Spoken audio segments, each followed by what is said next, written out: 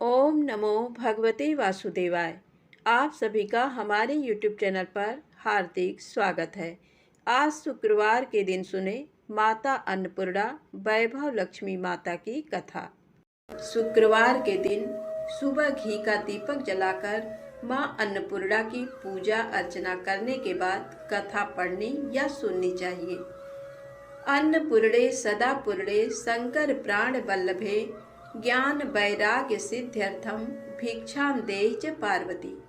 माता च पार्वती देवी पिता देवो महेश्वरा बांधवा शिव भक्ताश्च स्वदेशो भुवनत्रय। एक समय की बात है। काशी निवासी धनंजय की पत्नी का नाम सुलक्षणा था। उसे अन्य सब सुख प्राप्त थे, केवल निर्धनता ही उसके दुख का कारण था। ये दुख उसे हर समय सताता था। एक दिन सुलक्षणा अपने पति से बोली, स्वामी, आप कुछ उद्यम करो तो काम चले। इस प्रकार कब तक काम चलेगा?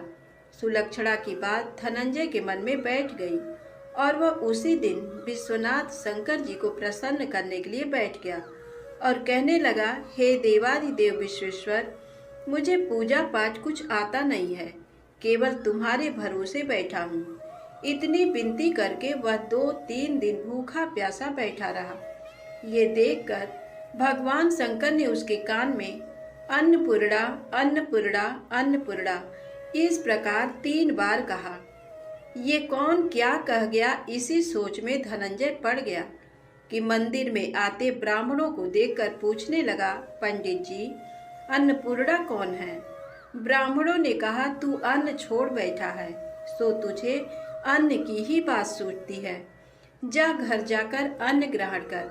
धनंजय घर गया, स्त्री से सारी बात कही। वो बोली, नाथ, चिंता मत करो, स्वयं शंकर जी ने ये मंत्र दिया है, वे स्वयं ही इस मंत्र का खुलासा करेंगे। आप फिर जाकर उनकी आराधना करो। धनंजय फिर जैसा का तैसा पूजा में बैठ गया।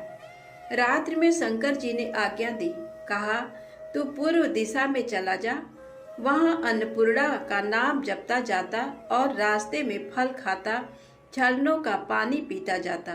इस प्रकार कितने ही दिनों तक धनंजय चलता गया।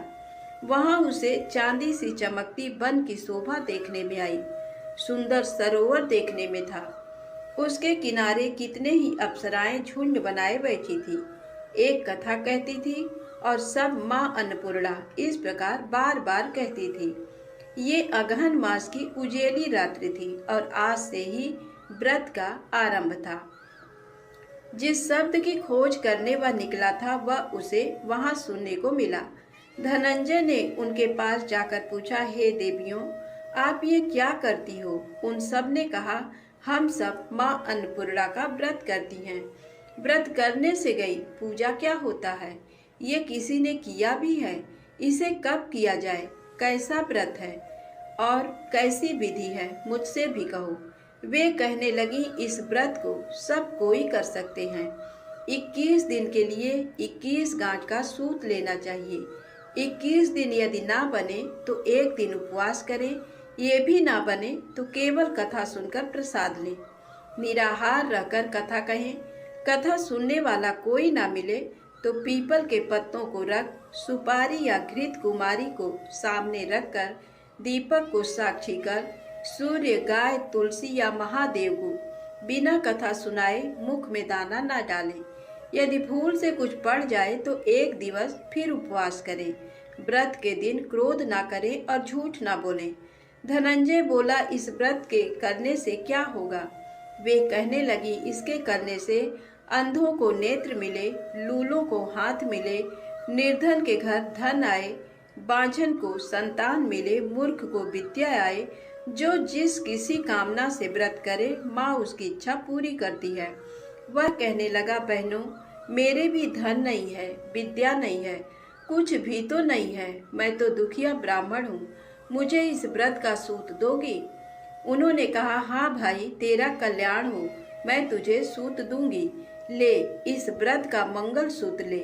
धनंजय ने व्रत किया। व्रत पूरा हुआ, तभी सरोवर में से 21 खंड की सुवर्ण सीढ़ी हीरा मोती जड़ी हुई प्रकट हुई। धनंजय जय अन्नपूर्णा अन्नपूर्णा कहता जाता था। इस प्रकार कितनी ही सीढ़ियां उतर गया तो क्या देखता है कि करोड़ों सूर्य से प्रकाशमान अन्नपूर्णा का मंदिर है। उसके सामने स्वर्ण सिंहासन पर माता अन्नपूर्णा विराजमान है। सामने भिक्षा हेतु शंकर भगवान खड़े हैं। देवांगनाएं चमर डुलाती हैं। कितनी ही हथियार बांधे पहरा देती हैं। धनंजय दौड़कर जगदम्बा के चरणों में गिर गया। देवी उसके मन का क्लेश जान गई। धनंजय कहने लगा, माता आप तो अंतर्यामिनी हो, आपको अपनी दशा क्या बताऊं। माता बोली, मेरा व्रत किया है, जा संसार तेरा सत्कार करेगा। माता ने धनंजय की जिह्वा पर बीज मंत्र लिख दिया।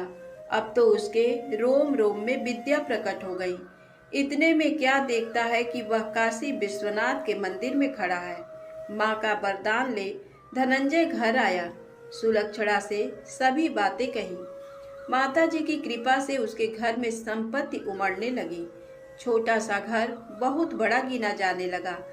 जैसे शहद के छत्ते पर मक्खियां जमा होती हैं, उसी प्रकार अनेक सगे संबंधी आकर उसकी बड़ाई करने लगे।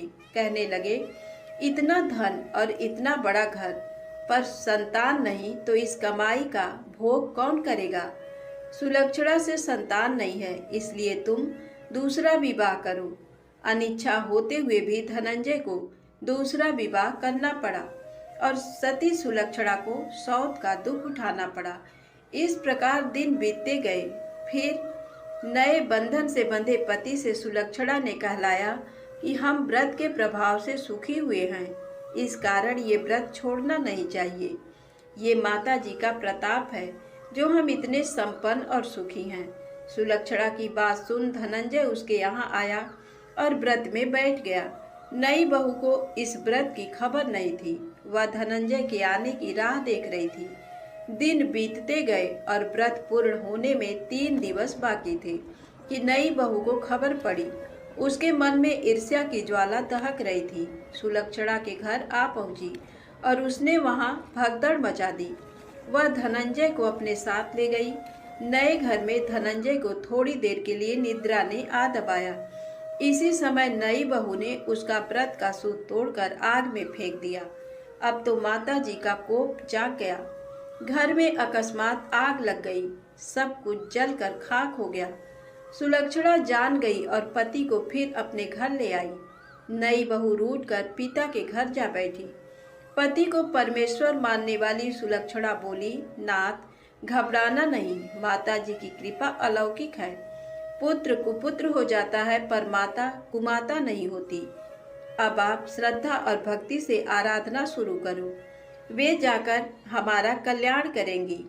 धनंजय फिर माता के पीछे पड़ गया। फिर वहीं सरोवर सीढ़ी प्रकट हुई, उसमें माँ अन्नपूर्णा कहकर वह उतर गया। वहां जा माता जी के चरणों में बंदन रुदन करने लगा। माता प्रसन्न हो बोली, ये मेरी स्वर्ण की मूर्ति ले, उसकी पूजा करना, तू फिर सुखी हो जाएगा। जा, तुझे मेरा आशीर्वाद है।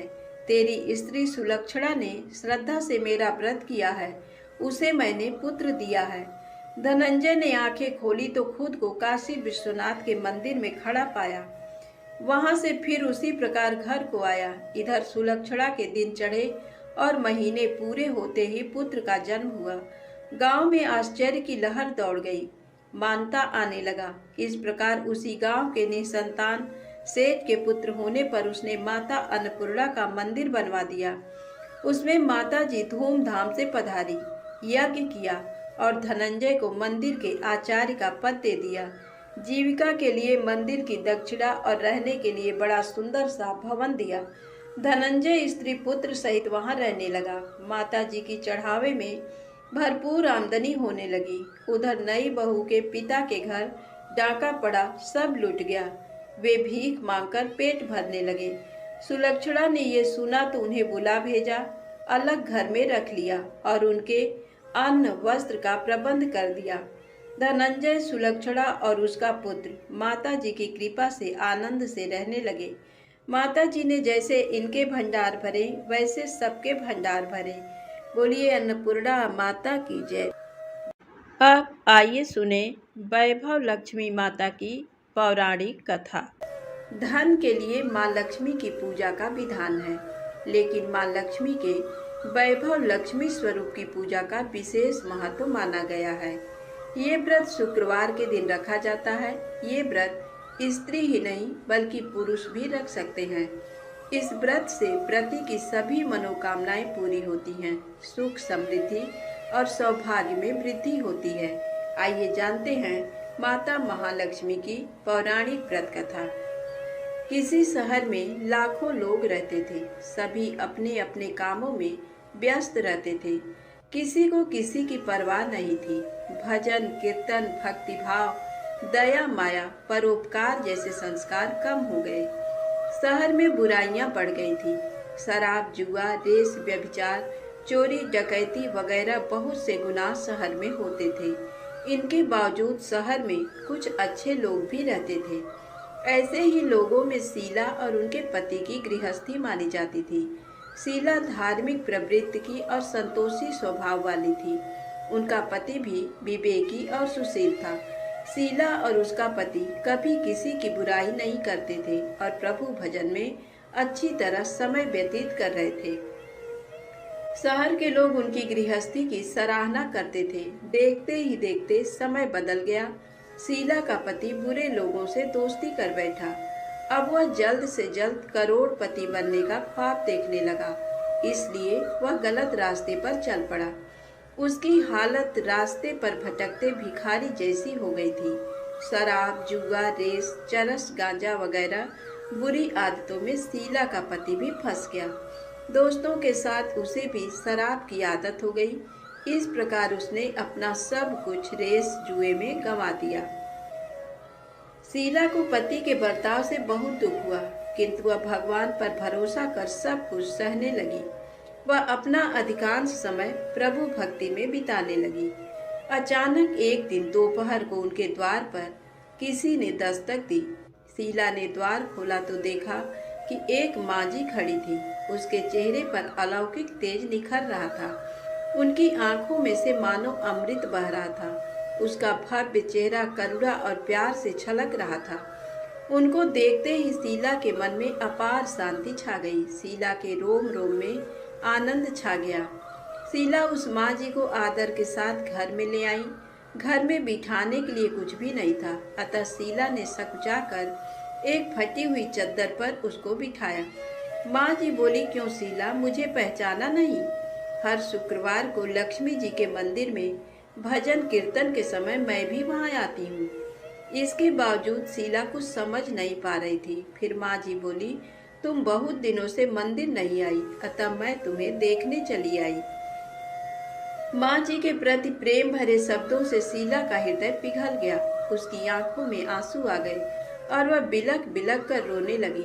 माँ जी ने कहा, बेटी, सुख और दुख तो धूप और छांव जैसे होते हैं। धैर्य रखो बेटी, मुझे तेरी सारी परेशानी बता। माँ जी के व्यवहार से शीला को काफी सब्र मिला और सुख की आस में उसने माँ जी को अपनी सारी कहानी कह सुनाई।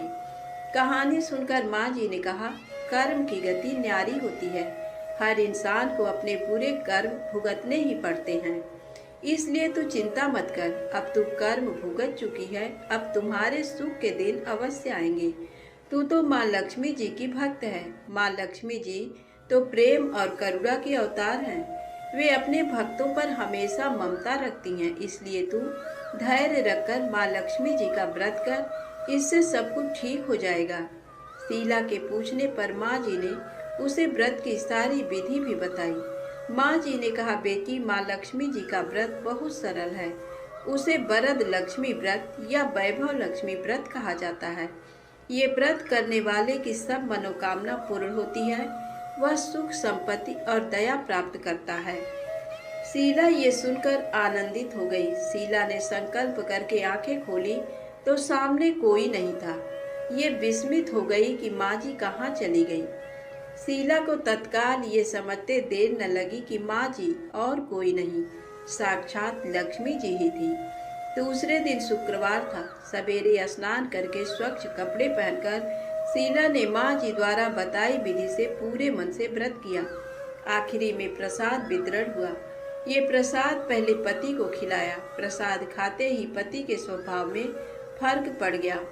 उस दिन उसने शीला को मारा नहीं, सताया भी नहीं। शीला को बहुत आनंद हुआ। उनके मन में वैभव लक्ष्मी व्रत के लिए श्रद्धा बढ़ गई। शीला ने पूर्ण श्रद्धा भक्ति से 21 शुक्रवार तक वैभव लक्ष्मी व्रत किया। 21वें शुक्रवार को माँ जी के कहे मुताबिक उद्यापन विधि करके 7 स्त्रियों को वैभव लक्ष्मी व्रत की 7 पुस्तकें उपहार में दी। फिर माता जी के धन लक्ष्मी स्वरूप की छवि को वंदन करके भाव से मन ही मन प्रार्थना करने लगी। हे माँ धन लक्ष्मी, मैंने आपका वैभव लक्ष्मी व्रत करने की मन्नत मानी थी। ये व्रत आज पूर्ण किया है। हे माँ, मेरी हर विपत्ति दूर करो, हमारा सबका कल्याण करो। जिसे संतान न हो उसे संतान देना, सौभाग्यवती स्त्री का सौभाग्य अखंड रखना, कुंवारी लड़की को मनभावन पति देना। जो आपका ये चमत्कारी वैभव लक्ष्मी व्रत करे उनकी सब विपत्ति दूर करना, सभी को सुखी करना। हे माँ, आपकी महिमा अपार है। ऐसा बोलकर लक्ष्मी जी के धन लक्ष्मी स्वरूप की छवि को प्रणाम किया। व्रत के प्रभाव से शीला का पति अच्छा आदमी बन गया और कड़ी मेहनत करके व्यवसाय करने लगा। उसने तुरंत शीला के गिरवी रखे गहने छुड़ा लिए। घर में धन की बाढ़ सी आ गई। घर में पहले जैसी सुख शांति छा गई।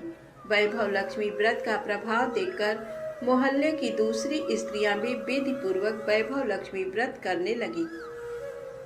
वैभव लक्ष्मी व्रत 7, 11 या 21 जितने भी शुक्रवारों की मन्नत मांगी हो, उसने शुक्रवार तक ये व्रत पूरी श्रद्धा तथा भावना के साथ करना चाहिए। आखिरी शुक्रवार को इसका शास्त्रीय विधि के अनुसार उद्यापन करना चाहिए। आखिरी शुक्रवार को प्रसाद के लिए खीर बनानी चाहिए। जिस प्रकार हर शुक्रवार को हम पूजन करते हैं वैसे ही करना चाहिए। पूजन के बाद माँ के सामने एक श्रीफल फोड़ें। फिर कम से कम 7 कुमारी कन्याओं या सौभाग्यशाली स्त्रियों को कुमकुम का तिलक लगाकर माँ वैभव लक्ष्मी व्रत कथा की पुस्तक की एक प्रति उपहार में देनी चाहिए और सबको खीर का प्रसाद देना चाहिए।